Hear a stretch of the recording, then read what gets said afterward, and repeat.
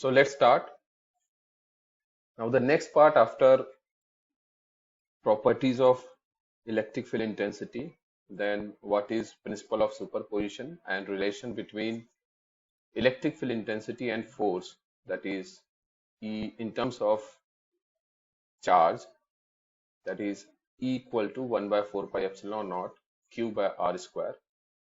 We will now move to next topic, that is electric field due to charge distribution. See here the term is used charge distribution.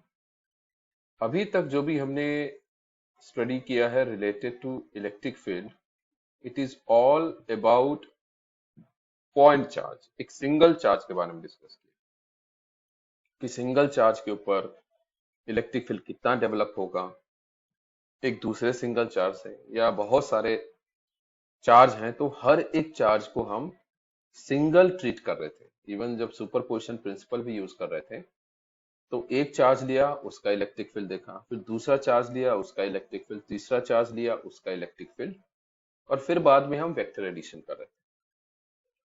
So this is all about a point charge या single charge.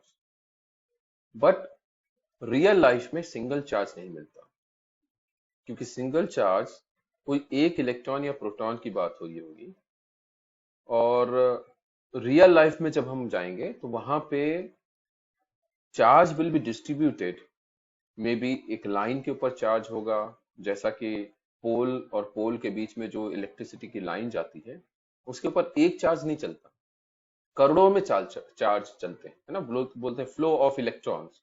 तो एक electron नहीं चलता, crore of electron जो है वो travel करते हैं। तो वहां पे जो हमने अभी तक पढ़ा है पॉइंट चार्ज का या सिंगल चार्ज का इलेक्ट्रिक फील्ड इंटेंसिटी, या सिंगल चार्ज का जो फोर्स हमने स्टडी किया है coulomb force, that will not be applicable, क्योंकि अब हमें सिस्टम ऑफ चार्ज के बारे में डिस्कस करना है। सिस्टम ऑफ चार्ज मतलब जहां पे बहुत सारे चार्ज एक साथ हो, उनका टोटल इलेक्ट्रिक फील्ड कितना आएगा। अभी तो हम एक एक चार्ज का इलेक्ट्रिक फील्ड मेजर कर रहे थे, अब हमें बहुत सारे चार्ज का एक साथ इलेक्ट्रिक फील्ड मेजर करना है, electric field intensity. So that is charge distribution, that is charge distribution. तो चार्ज कहां पर डिस्ट्रीब्यूटेड है ये हमें समझना है। तो अभी तक जो हमने पढ़ा है दैट इज सिंगल चार्ज, है ना, और सिंगल चार्ज जब रहे तो उसको बोलेंगे point charge distribution. Point charge मतलब एक पॉइंट पे चार्ज जितना हो। एक पॉइंट पे कितना चार्ज हो सकता है, एक इलेक्ट्रॉन या ज्यादा दो इलेक्ट्रॉन, ठीक है, चलिए मान लीजिए 5 इलेक्ट्रॉन भी, पर वो पॉइंट चार्ज ही माना जाएगा। और उसके बेसिस पे हमारे इलेक्ट्रिक फील्ड इंटेंसिटी की वैल्यू ये आई थी, equal to 1 by 4 pi epsilon naught, equal to 1 by 4 pi epsilon naught Q by R square, equal to 1 by 4 pi epsilon naught Q by R square. So this is electric field intensity because of point charge, because of single charge। तो यहां पे जो Q लिया है मैंने, एक charge लिया है, पॉइंट चार्ज लिया है। बट इस पर्टिकुलर टॉपिक में we are going to study distribution of charge over a line. जो घर के सामने पोल है, दो पोल के बीच में जो लाइन है ना, उस पे कितना चार्ज रहेगा, उसका इलेक्ट्रिक फील्ड इंटेंसिटी कितना रहेगा, या एक पोल से दूसरा पोल, दूसरे पोल से तीसरा पोल। तो ये तो सारे पोल इंटरकनेक्टेड है, ऐसा तो नहीं केवल मेरे घर के सामने पोल है, हर घर के सामने पोल है, और ये सारे पोल कनेक्टेड हैं कहीं ना कहीं किसी पावर जनरेटिंग स्टेशन से, है ना, जहां पे इलेक्ट्रिसिटी जनरेट की जाती है वहां से कनेक्टेड है। और ये कहां तक जा रहा है, क्या केवल भिलाई तक जा रहा है, नहीं, ये वायर यहां से कनेक्ट होके नागपुर जा रहा है, नागपुर का जो कनेक्शन है वो हो सकता है पूरे महाराष्ट्र में फैलने के बाद उड़ीसा जा रहा है, उड़ीसा से साउथ इंडिया जा रहा है, नॉर्थ इंडिया जा रहा है। तो ये सारे जो वायर हैं वो एक दूसरे से इंटरकनेक्टेड है, और इस कनेक्शन को ग्रिड कहते हैं, इलेक्ट्रिसिटी ग्रिड कहा जाता है। तो पावर ग्रिड एक नाम गवर्नमेंट की कंपनी है जो पूरे इंडिया के जितने भी इलेक्ट्रिसिटी लाइन है उन सबको कनेक्ट करता है। तो इतने बड़े लाइन का अगर हमें इलेक्ट्रिक फील्ड इंटेंसिटी निकालना है तो कैसे निकालें, या मेरे घर के सामने जो दो पोल है उनके बीच में जो लाइन है, उनके बीच में जो वायर है, वो भी एक वायर नहीं, तीन तीन चार चार वायर एक साथ है, और मुझे उनकी इलेक्ट्रिक फील्ड इंटेंसिटी निकालनी है, तो किस तरीके से निकाला जाएगा। क्योंकि उस केस में जो हमने पॉइंट चार्ज डिस्ट्रीब्यूशन का फॉर्मूला पढ़ा है, that is 1/4πε0 q by are square, that is not applicable. तो इस पार्ट को हम लोग डिस्कस करेंगे। इसको डिस्कस करने के लिए जो रहेगा टॉपिक वो होगा linear distribution of charge. Linear distribution of charge मतलब एक लाइन में, ये देखिए एक वायर, मान लीजिए एक वायर है और उस पर मैंने 5 इलेक्ट्रॉन डाल दिए या 5 चार्ज डाल दिए, है ना। इतने डिस्टेंस में तो लाखों इलेक्ट्रॉन आ जाएंगे समझने के लिए। तो this is called, this is called linear distribution of charge. This is linear distribution of charge. जहां पे लाइन के ऊपर डिस्ट्रीब्यूशन ऑफ चार्ज को स्टडी करना होगा, that is linear distribution of charge. अब हम आगे जाएंगे। दूसरा जो डिस्ट्रीब्यूशन हो सकता है लाइन के अलावा, हो सकता है चार्ज का डिस्ट्रीब्यूशन इन ए प्लेन, है ना। प्लेन के ऊपर डिस्ट्रीब्यूटेड, प्लेन मतलब एक प्लेट के ऊपर, है ना, एक टेबल के ऊपर अगर चार्ज डिस्ट्रीब्यूटेड। अब बोलोगे टेबल के ऊपर कैसे चार्ज कौन रखेगा? टेबल ही टेबल में एक एग्जांपल ले रहा हूं कि प्लेन के ऊपर, जैसे कि आसमान, है ना। आसमान में चार्ज कहां से आता है? बादल जब आपस में टकराते हैं तो फ्रिक्शन होता है ना। हमने one of the method of generation of charge discuss किया था, दैट इज फ्रिक्शन। तो फ्रिक्शन के थ्रू चार्ज डेवलप होता है। तो आसमान में जो बिजली कड़कती है वो कहां से आता है? That is because of friction between clouds. जब क्लाउड्स आपस में टकराते हैं उनके बीच में फ्रिक्शन डेवलप होता है और उस फ्रिक्शन से चार्ज डेवलप होता है। तो वो चार्ज कहां पे है? क्या वो लाइन में है? नहीं, वो चार्ज एक प्लेन में है। तो क्लाउड का जो चार्ज डिस्ट्रीब्यूशन हो प्लेन डिस्ट्रीब्यूशन। क्या हम वहां पे पॉइंट चार्ज का फॉर्मूला लगा सकते हैं? Answer is no. So charge distribution in a plane, plane एक प्लेट के ऊपर, एक टेबल के ऊपर, एक दीवार के ऊपर चार्ज का डिस्ट्रीब्यूशन देखना है, या क्लाउड्स के बीच में चार्ज का डिस्ट्रीब्यूशन देखना है, तो हम एरियल चार्ज डिस्ट्रीब्यूशन के बारे में बात करेंगे। एरियल मतलब एरिया, है ना। एरिया में एक पर्टिकुलर एरिया में चार्ज किस तरीके से डिस्ट्रीब्यूट होगा उसके बारे में बात करेंगे। So this is charge distribution in a plane. उसके बाद हम लोग डिस्कस करेंगे charge distribution in a volume. एक लाइन में डिस्ट्रीब्यूशन हो सकता है, प्लेन में डिस्ट्रीब्यूशन हो सकता है, इसी तरीके से वॉल्यूम में डिस्ट्रीब्यूशन हो सकता है। वॉल्यूम जिस तरीके से कोई स्फेयर हो, स्फेयर के अंदर चार्ज हो सकता है, स्फेरिकल चार्ज डिस्ट्रीब्यूशन हो सकता है। एक कोन हो उसके अंदर चार्ज रह सकता है ना। ऐसे कोनिकल शेप के बहुत सारे इलेक्ट्रॉनिक डिवाइस बनते हैं, स्फेरिकल शेप के बहुत सारे इलेक्ट्रॉनिक डिवाइस बनते हैं। ट्रांसफार्मर आप देखेंगे वो ना तो प्लेन है ना लाइन है, वो एक वॉल्यूमेट्रिक डिस्ट्रीब्यूशन ऑफ चार्ज है। ट्रांसफार्मर जो घरों के सामने रहता है, पोल पे रहता है, या बड़े बड़े ट्रांसफार्मर इलेक्ट्रिसिटी यार्ड में रखे जाते हैं। सो that is a charge distribution in a volume. तो हम वॉल्यूमेट्रिक चार्ज डिस्ट्रीब्यूशन के बारे में डिस्कस करेंगे। तो वॉल्यूमेट्रिक चार्ज डिस्ट्रीब्यूशन, जिस आप उसको इस तरीके से देख सकते हैं, जैसे ये है, this is volumetric charge distribution. एक स्फेयर है, स्फेयर के अंदर अगर चार्ज डिस्ट्रीब्यूट होगा तो उसको वॉल्यूमेट्रिक चार्ज डिस्ट्रीब्यूशन कहेंगे।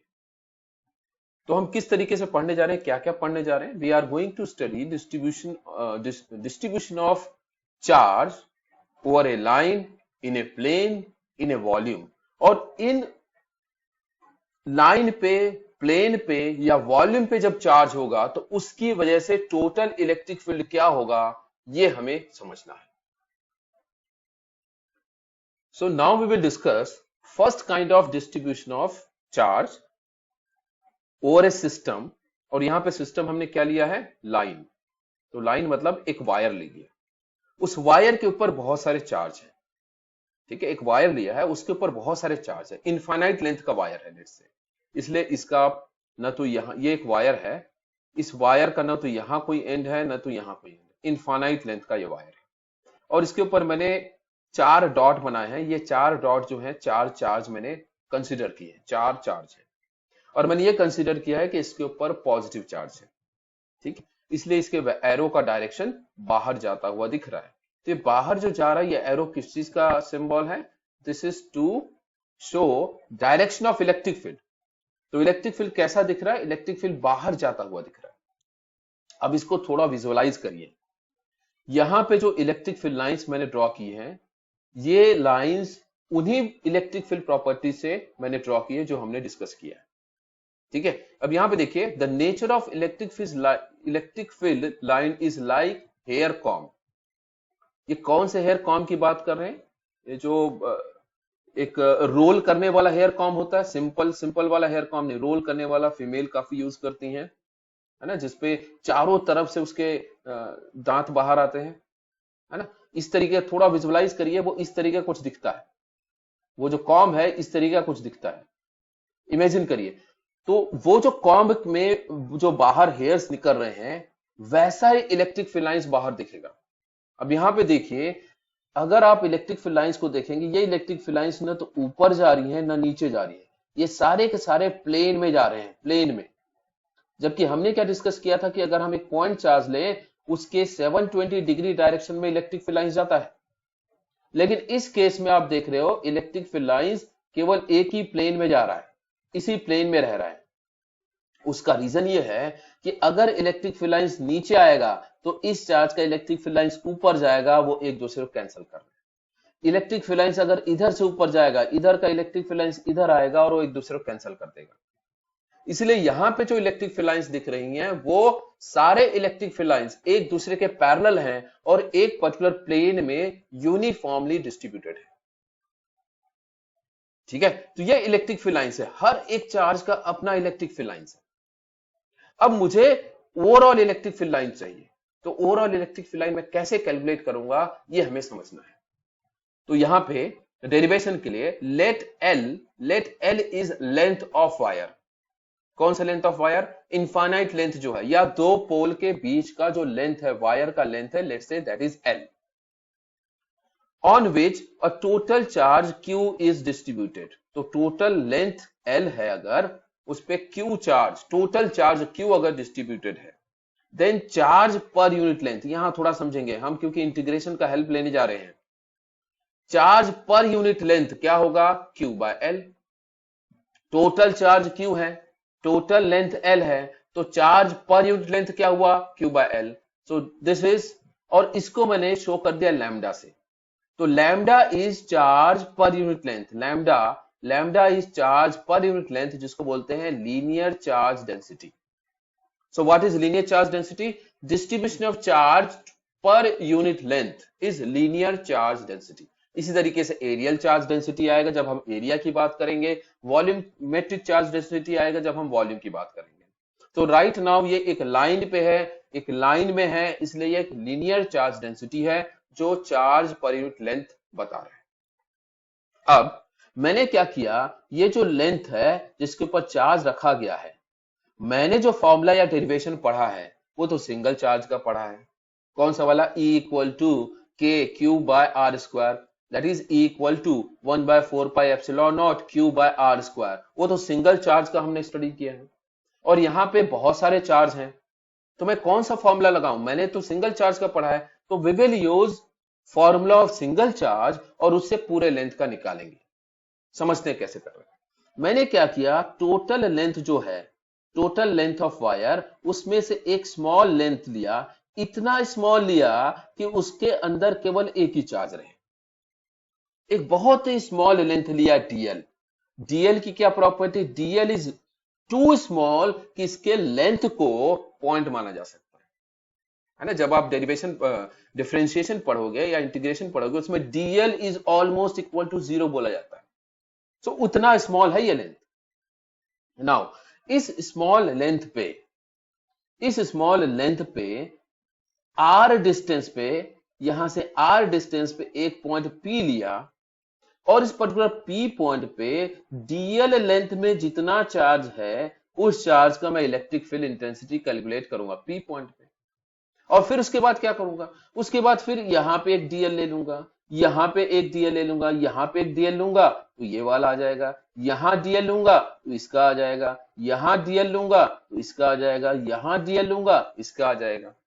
तो अगर मैं हर एक चार्ज के लिए एक छोटा छोटा डीएल ले लूं और हर एक डीएल लेंथ का इलेक्ट्रिक फील्ड कैलकुलेट कर लूं और सबको ऐड कर दूं, तो मुझे टोटल इलेक्ट्रिक फील्ड मिल जाता है। और यही तो प्रोसेस है इंटीग्रेशन का। इंटीग्रेशन में करते क्या है, एक स्मॉल लेंथ डीएल का लो और फिर उसमें इंटीग्रेशन का फॉर्मूला लगा दो। इंटीग्रेशन का फॉर्मूला करता क्या है? इंटीग्रेशन का फॉर्मूला इस तरीके के छोटे डीएल डीएल डीएल डीएल सभी को ऐड करने का काम करता है। तो हमें केवल एक डीएल का इलेक्ट्रिक फील्ड इंटेंसिटी निकालना है, उसके बाद इंटीग्रेशन का फॉर्मूला लगा देना। तो जब मैं इंटीग्रेशन का फॉर्मूला लगाऊंगा तो मुझे टोटल लाइन का इलेक्ट्रिक फील्ड इंटेंसिटी मिल जाएगा। तो देखिए क्या किया गया, हमारे पास पर यूनिट लेंथ का चार्ज डेंसिटी आ गया। अब फॉर स्मॉल लेंथ डीएल, एक स्मॉल लेंथ डीएल लिया मैंने, इस लेंथ पे एल लेंथ पे एक स्मॉल लेंथ डीएल लिया, तो उस डीएल पे कितना चार्ज होगा, उस डीएल पे चार्ज होगा लैम्डा इंटू डीएल। ये लैम्डा इंटू डीएल मैंने क्यों लिखा, क्योंकि लैम्डा क्या था, चार्ज पर यूनिट लेंथ, और लेंथ में कितना ले रहा हूं, डीएल, तो कितना चार्ज हुआ, lambda into DL. So total charge on DL length is lambda into DL.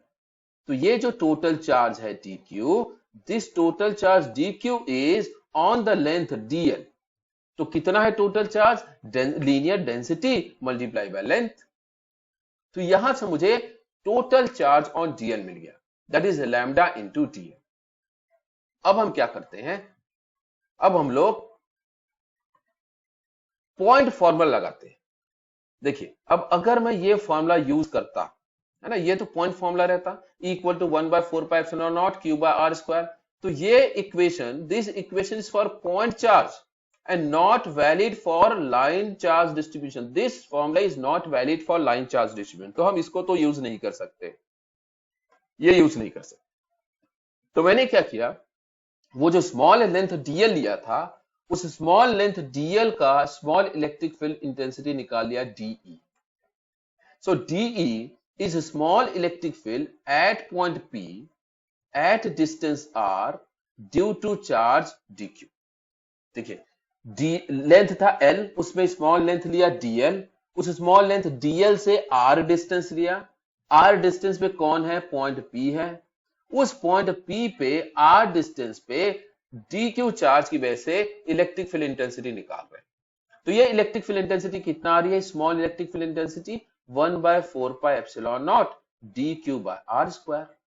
तो यहां मैंने क्या किया, यहां मैंने यही पॉइंट फॉर्मूला लगाया, बट ये पॉइंट फॉर्मूला टोटल चार्ज का नहीं लिया, ये क्यू तो टोटल चार्ज था। मैंने क्या लिया, स्मॉल लेंथ डीएल पे जो पॉइंट चार्ज होगा दैट इज डीक्यू, उसका इलेक्ट्रिक फील्ड इंटेंसिटी निकाल लिया, and that electric field intensity will be very small, क्योंकि वो केवल स्मॉल लेंथ डीएल का है।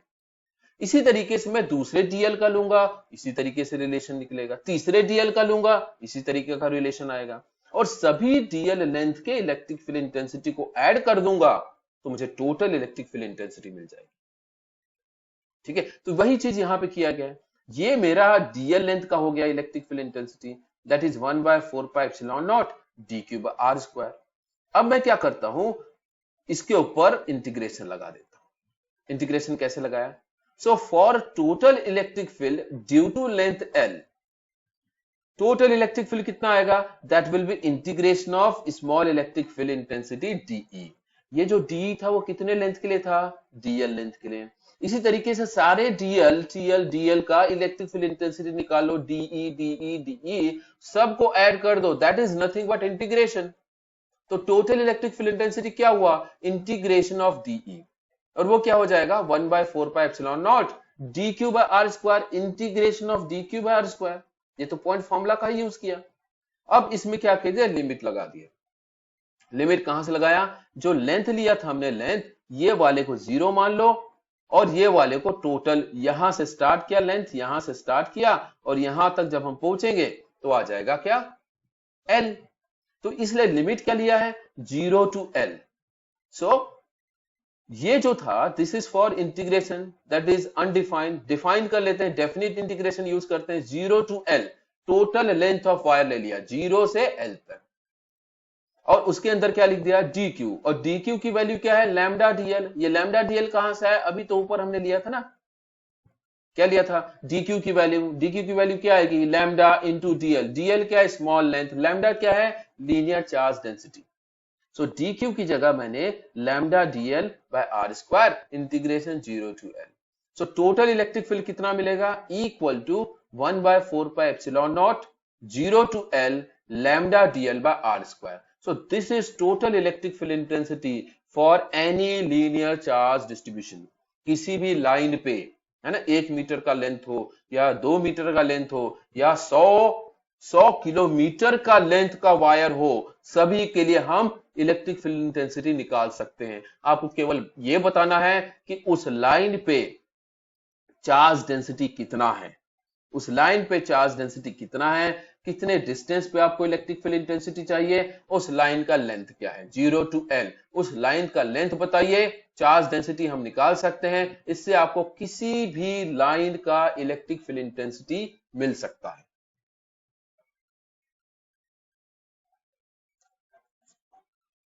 Now we will move to calculation of electric field due to charge in a plane.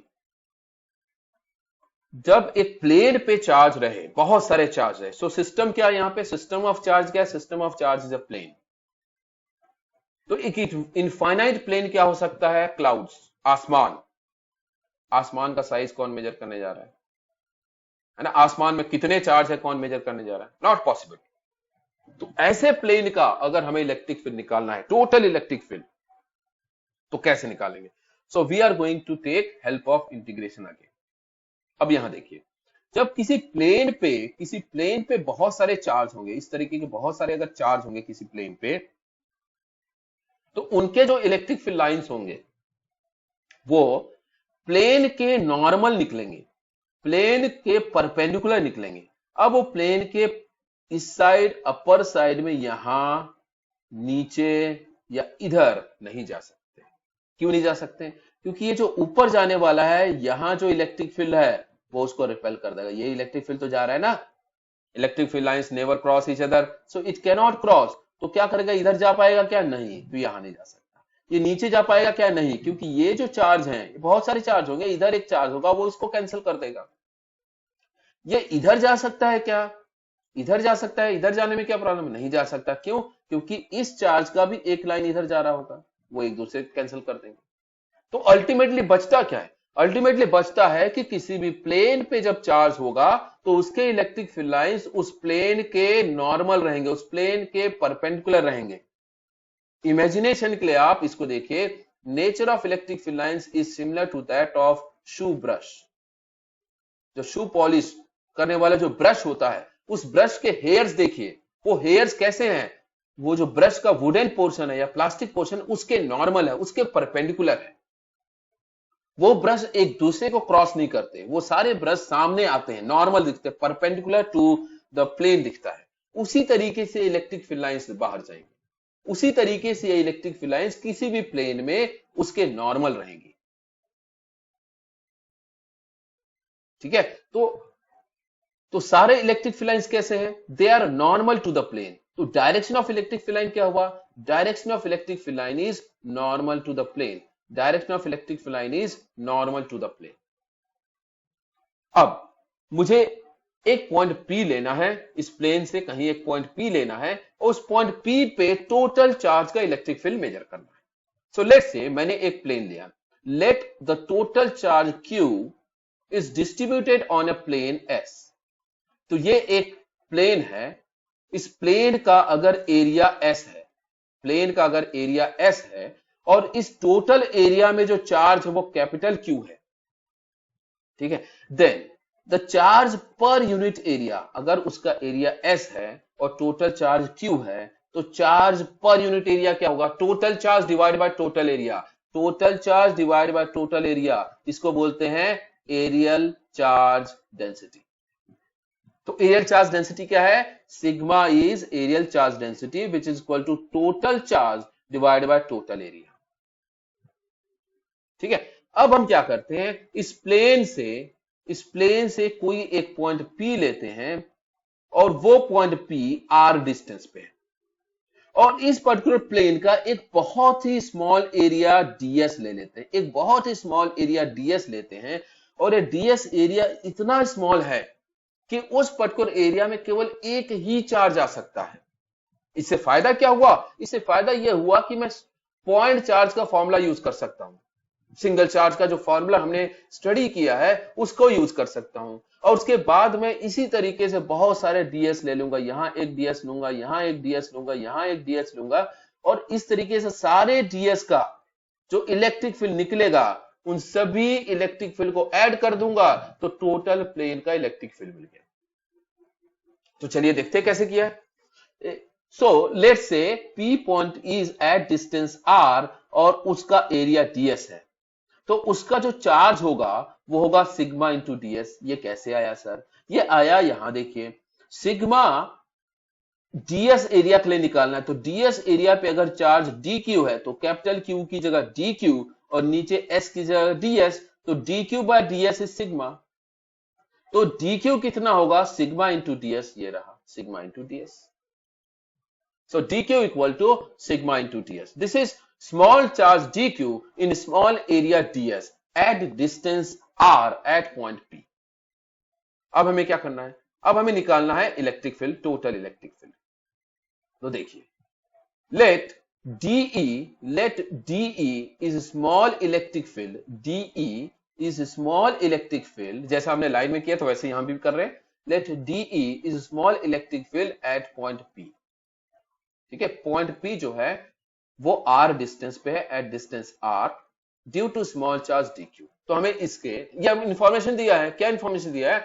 dq दिया है, r दिया है, P पॉइंट पे निकालना है, क्या निकालना है? Electric field. तो क्या होगा? Let's say that is very small electric field DE, क्या होगा? 1/4πε0 d³r²। अगर ये स्मॉल नहीं होता तो क्या लगाते हैं? 1/4πε0 q/r²। स्मॉल है तो इसलिए क्या कर दिया? DE equal to 1/4πε0 d³r²। So this is small electric field due to small area ds। कितना इलेक्ट्रिक फील्ड आ रहा है? d³r²। अब मुझे टोटल निकालना है, तो टोटल के लिए एक तरीका क्या है? उस प्लेन के बहुत सारे ds ले लो और सबके ds का de निकाल लो और सभी de को ऐड कर दो। हमारे पास इतना टाइम नहीं है, हम इंटीग्रेशन यूज कर लेंगे। क्या करेंगे? For total electric field due to total surface S equal to integration of DE। जो स्मॉल DE हमने निकाला है ये सभी का इंटीग्रेशन कर दो। इंटीग्रेशन मतलब सभी का एडिशन। सभी का एडिशन करने के लिए कैलकुलेटर की जरूरत नहीं है, इंटीग्रेशन का रिलेशन लगा देना। क्या? 1/4πε0 d³r²। इसमें चेंज क्या हो रहा है? dq, तो इंटीग्रेशन किसका हो जाएगा? dq का हो जाएगा। सो 1/4πε0 इंटीग्रेशन ऑफ dq/r²। अब इंटीग्रेशन को डिफाइन कर देते हैं। अगर हमने इसका लिमिट नहीं लगाया तब इसको बोलते हैं इनडेफिनिट इंटीग्रेशन, और अगर हमने लिमिट लगा दिया तो डेफिनिट इंटीग्रेशन, डिफाइंड इंटीग्रेशन। तो हमने डिफाइन कर दिया क्या? जीरो एरिया से टोटल एस एरिया तक में आप बताइए इलेक्ट्रिक फील्ड कितना होगा। बहुत अच्छी बात है, हम क्या करेंगे? 1/4πε0 0 टू एस के लिमिट में सिग्मा ds/r² की वैल्यू ले लो। मतलब क्या करना है? जो मैं ds लूंगा या जो मैं de कैलकुलेट करूंगा वो de एस एरिया के लिए कैलकुलेट करना है। So that is integration. 0 to S के जितने भी dq हैं उन सभी dq की वजह से जितने भी de हैं सभी को ऐड कर दो। वही चीज किया गया है और ये इसको क्या कर दिया? Sigma into ds। Sigma into ds क्या है? ये रहा ना भाई, dq का फॉर्मूला, dq का relation sigma into ds। So sigma into ds/r²। ये हमारा हो गया total electric field. Total electric field due to charge distribution in a plane. Is it clear? चलिए, so now we will discuss about electric field due to charge distribution in a volume. पहला हमने क्या किया? Charge distribution on a line. दूसरा क्या किया? On a plane. तीसरा क्या है? On a volume. वॉल्यूम मतलब जैसे कि स्फेयर के अंदर चार्ज हो या स्फेयर के ऊपर चार्ज हो, तब इलेक्ट्रिक फील्ड इंटेंसिटी टोटल कितनी होगी। ठीक है, जैसे कि यहां पे मैंने एक एग्जांपल के लिए ड्रॉ किया है। ये एक स्फेयर है और स्फेयर में हर तरफ चार्ज रहेगा। ये वैसे ही होगा जैसे जो फुटबॉल है उसके अंदर जो हवा है, हवा हर डायरेक्शन में है तो हर डायरेक्शन में चार्ज है। हर एक डायरेक्शन के चार्ज का इलेक्ट्रिक फील्ड है, हर एक डायरेक्शन के चार्ज का इलेक्ट्रिक फील्ड जनरेट होगा। अब यहां ध्यान देंगे, ये सारे के सारे इलेक्ट्रिक फील्ड कैसे निकलेंगे? The direction of electric field is radially outward normal to the surface. मतलब हर एक चार्ज की वजह से जो इलेक्ट्रिक फील्ड निकलेगा वो एक ही लाइन जनरेट कर पाएगा, क्योंकि बाकी सारी लाइन दूसरा चार्ज कैंसिल कर देगा। इधर कोई लाइन जा रहा होगा, इसको इधर वाला कैंसिल कर देगा, इधर कोई आ रहा होगा, इसको इधर वाला कैंसिल कर देगा। तो बचेगा क्या? केवल जो नॉर्मल में जा रहा होगा केवल जो परपेंडिकुलर रहेगा, रेडियली मतलब रेडियस के डायरेक्शन में जो रहेगा वही इलेक्ट्रिक फील्ड बाहर जा पाएगा। तो ये कैसा दिखेगा, इसके लिए मैंने यहाँ पे एक एग्जांपल के लिए बताया। The nature of electric field is similar to that of ping pong ball. Ping pong ball वो बॉल ऑरेंज कलर का, रेड कलर का होता है जिसपे कांटे कांटे निकले होते हैं। या धतूरा अगर आपने देखा है जो शिव भगवान को चढ़ता है धतूरा, उसमें देखो आप कांटे कांटे निकले होते हैं, वो स्फेरिकल शेप का रहता है और वो कांटे हर एक डायरेक्शन में परपेंडिकुलर निकले होते हैं। अगर नहीं देखा है तो ये कभी कहीं भी अपनी मम्मी से पूछेंगे धतूरा क्या होता है तो आपको पता चल जाएगा। या पिंग पोंग बॉल तो आपने देखा होगा जिसके कांटे कांटे टाइप बाहर निकले होते। वैसा ही जब हम चार्ज किसी स्फेयर में डाल देंगे, किसी वॉल्यूम में डाल देंगे, तो उसके इलेक्ट्रिक फील्ड लाइंस वैसे ही दिखेंगे जैसे धतूरे के कांटे कांटे दिखते हैं या पिंग पोंग बॉल के जो कांटे टाइप दिखते हैं। और सभी का डायरेक्शन कैसा है, radially outward normal to the surface रहेगा। ठीक है, अब इसका हमें टोटल इलेक्ट्रिक फील्ड निकालना है। इस वॉल्यूम के अंदर जितने चार्ज हैं इनका टोटल इलेक्ट्रिक फील्ड किसी एक पर्टिकुलर पॉइंट पे अगर निकालना है तो कैसे निकालेंगे? वही प्रोसेस है जो हमने लाइन के लिए भी स्टडी किया या जो हमने प्लेन के लिए स्टडी किया। क्या करना है, स्टेप क्या है? पहला स्टेप है कि आप एक चार्ज डेंसिटी निकालेंगे, उस चार्ज डेंसिटी से एक स्मॉल वॉल्यूम का चार्ज निकाल देंगे, उस स्मॉल वॉल्यूम के चार्ज की वजह से इलेक्ट्रिक फील्ड निकालेंगे और उस इलेक्ट्रिक फील्ड का इंटीग्रेशन कर देंगे। प्रोसेस इज सिमिलर, चाहे वो लाइन हो, चाहे एरिया हो, चाहे वो वॉल्यूम हो। लाइन के केस में हम लीनियर चार्ज डेंसिटी ले रहे थे, एरिया के केस में एरियल चार्ज डेंसिटी ले रहे हैं और वॉल्यूम के केस में वॉल्यूमेट्रिक चार्ज डेंसिटी ले रहे हैं। So let total charge in a volume is Q is distributed in total volume V। V volume में टोटल चार्ज Q है, तो पर यूनिट वॉल्यूम क्या होगा? That is volumetric charge density. ये क्या हो गया? Q bye V। Q क्या है? Total charge. V क्या है? Total volume. Total charge divide by total volume मिलता है volumetric charge density, rho. So rho is volumetric charge density. जरूर नहीं कि ये सिग्मा लैम्डा सिग्मा रो ही याद रखना है, आप कुछ भी कर सकते हो। K is volumetric charge density, rho is volumetric charge density, P is volumetric charge density, कुछ भी टर्मिनोलॉजी यहाँ पे यूज किया जा सकता है। ठीक है, सो लेट्स से पर यूनिट चार्ज जो है, पर यूनिट वॉल्यूम जो चार्ज है that is Q by V, that is rho. So rho is volumetric density of charge या वॉल्यूमेट्रिक चार्ज डेंसिटी। तो अब हम क्या करते हैं, इस वॉल्यूम से, इस टोटल वॉल्यूम से एक स्मॉल वॉल्यूम लेते हैं dV। ये स्मॉल वॉल्यूम dV लिया, इस स्मॉल वॉल्यूम से r डिस्टेंस पे एक पॉइंट लिया P। इस पर्टिकुलर पॉइंट पे इस स्मॉल वॉल्यूम dV की वजह से इलेक्ट्रिक फील्ड इंटेंसिटी कितनी आएगी वो कैलकुलेट कर लेते हैं।